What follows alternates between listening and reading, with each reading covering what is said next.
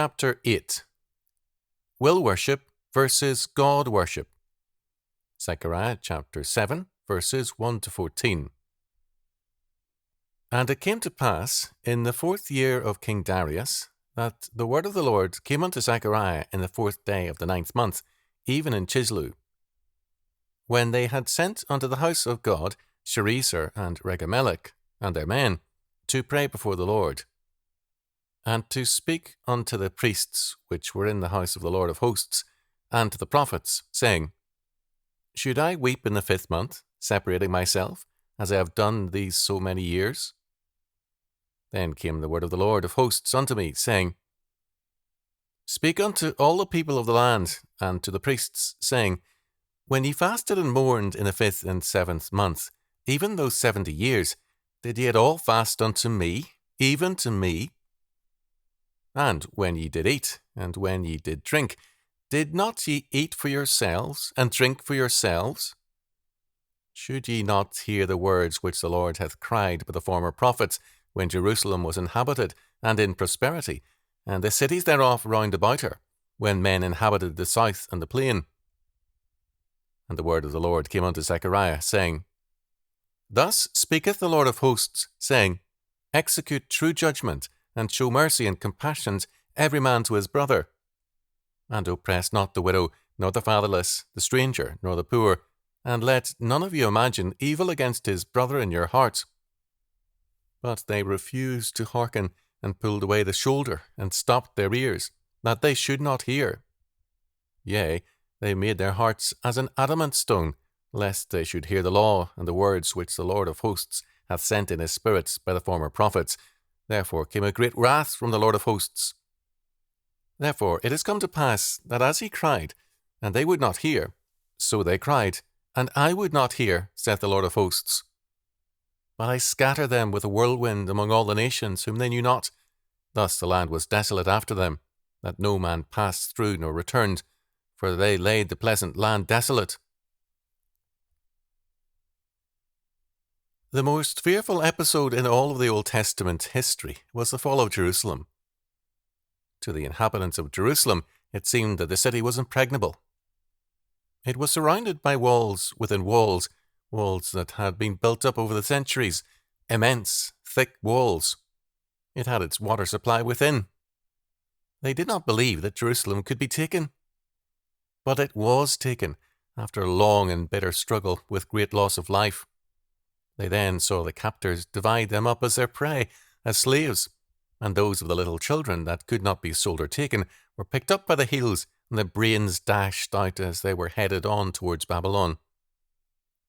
There in Babylon, their captives demanded entertainment, saying, Sing us one of the songs of Zion. Psalm 137, verse 3. Out of this experience came one of the most beautiful, the saddest, the most moving of all things ever written. Psalm 137. By the rivers of Babylon, there we sat down. Yea, we wept when we remembered Zion. We hanged our harps upon the willows in the midst thereof. For they that carried us away captive required of us a song, and they that wasted us required of us mirth, saying, Sing us one of the songs of Zion. How shall we sing the Lord's song in a strange land? If I forget thee, O Jerusalem, let my right hand forget her cunning. If I do not remember thee, let my tongue cleave to the roof of my mouth. If I prefer not Jerusalem above my chief joy.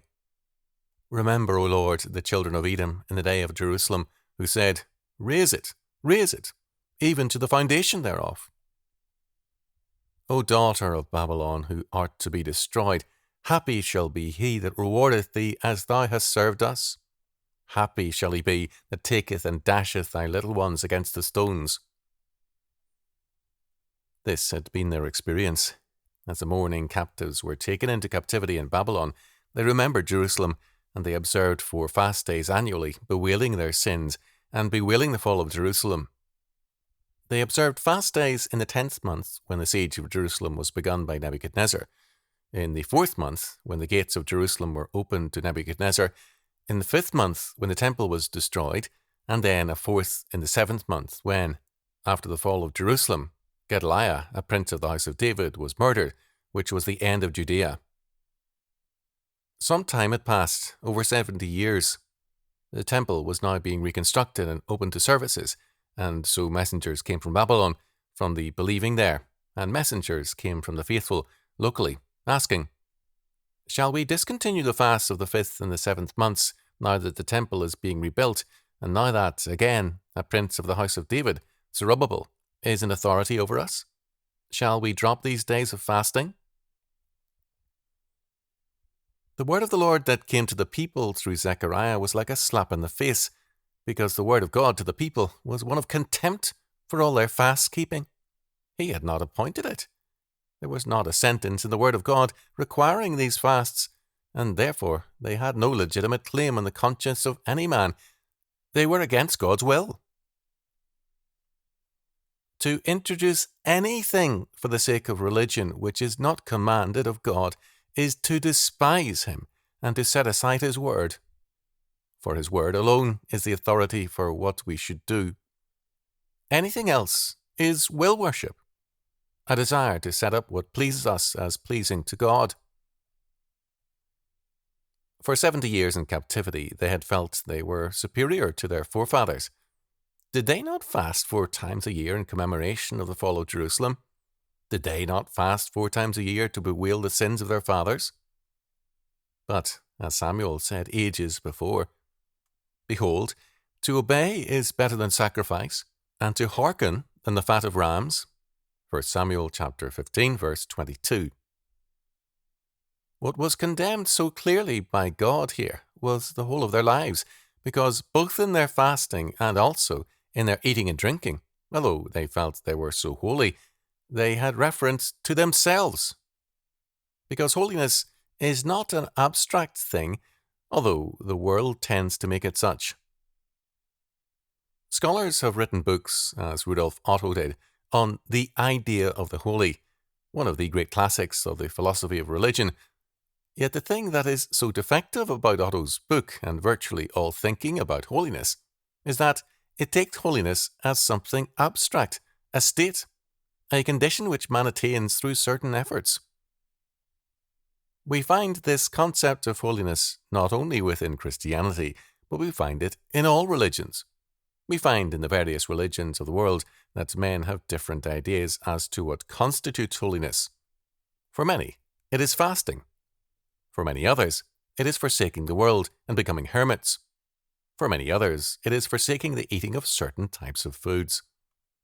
For still others, long pilgrimages, self-punishment, lying in beds of nails, a variety of things, a variety of services also, working in the slums, involving yourself endlessly in all kinds of social enterprises, all kinds of activities whereby men say, "In this way we attain holiness." They are all wrong. They are all guilty of the pursuit of will worship. In the law of Moses we read, as for example in Exodus chapter 28 verse 36 and Exodus chapter 39 verse 30, that the vestments of Aaron as high priest, vestments that became the vestments of all high priests, included a breastplate on which was written the words, "Holiness to the Lord." Not holiness in itself, not holiness in the abstract, but holiness to the Lord. It is this that is so often lacking, because men seek to attain an abstract holiness in terms of man-made, essentially humanistic concepts and feel, "Now I have arrived, I am holy." Fasting is very much associated with the Jews and with their history. It comes to many people as a distinct shock to realize that in all of the Bible, God only requires 1 day a year for the Old Testament believers as a day of fasting. This was a day of atonement, Yom Kippur. On the Day of Atonement, the people fasted during the time of performance of the ritual whereby the as-yet future atoning death and resurrection of Christ were set forth. Because the meaning of the Day of Atonement was deliverance, the fast was not through the entire day. At sundown, when the ritual ended, it was a time of rejoicing, of banqueting, a time of celebration. Even that one annual fast day ended with a banquet. The Day of Atonement was the only fast day required of the Hebrews, and this passed away, as far as being a religious requirement, when our Lord came. Any other fasting was purely a personal matter in times of crisis, for prayer or meditation.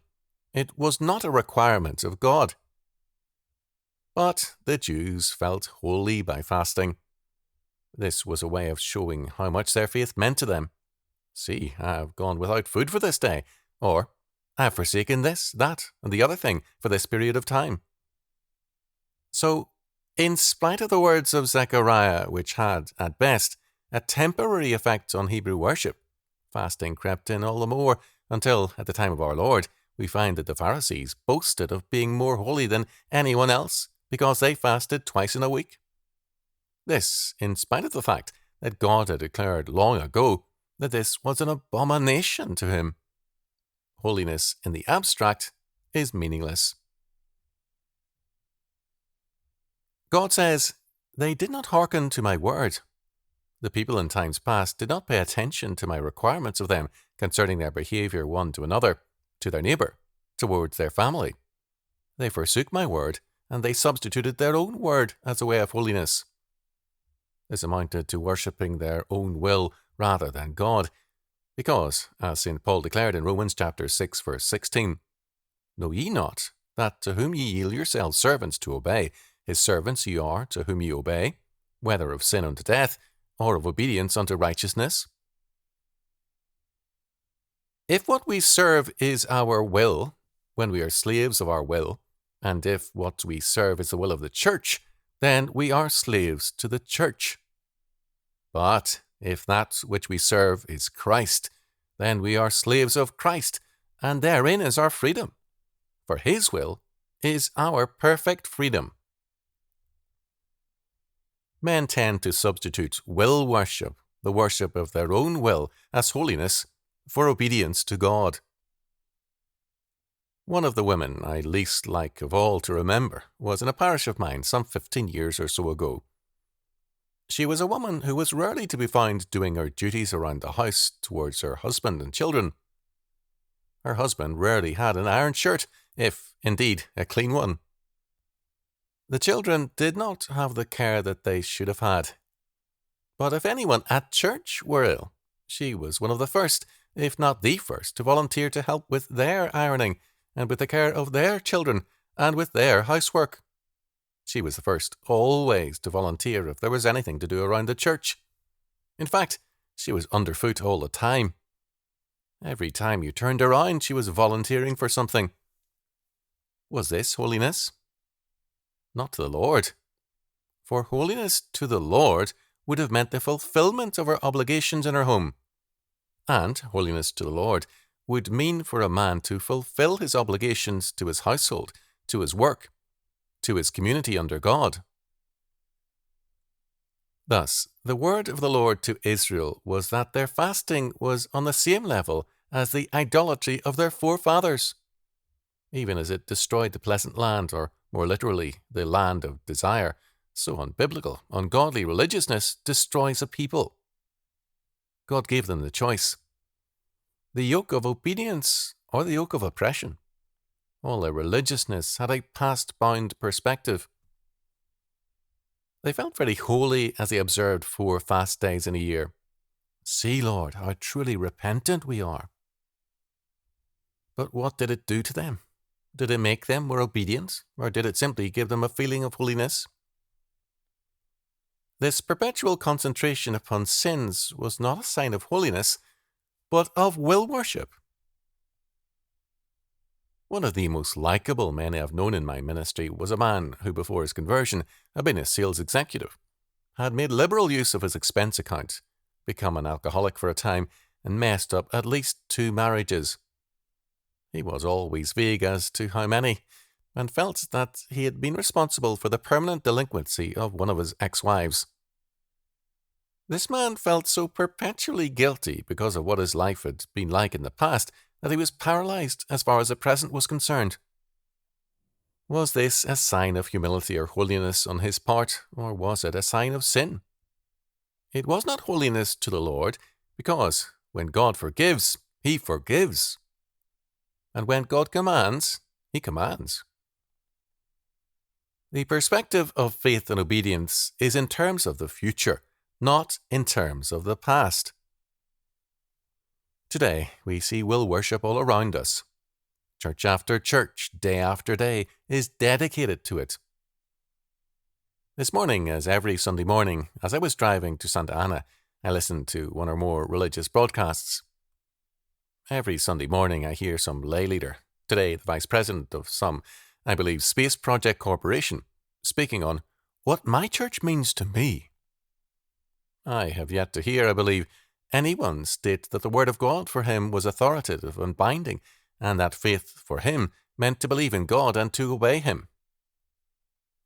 The executive this morning spoke about the fact that all animals and men instinctively are geared to the future and find it hard to believe that there is an end to life in this world, and the church is an excellent place for exploration, and the church means a place where men can decide what is best for the community and begin to serve the community, and explore also the matters of life and death.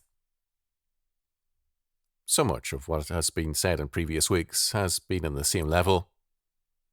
We shall define in terms of our culture and our community what we consider to be holiness, and ipso facto, having defined this in terms of our standards, we, by our own standards, are now holy.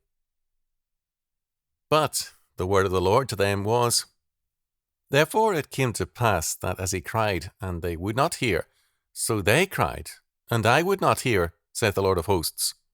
Verse 13. To be heard of God, we must hear God. To be heard of God in the day of crisis as well as in the day of peace and prosperity, we must hear God, worship God, and obey him.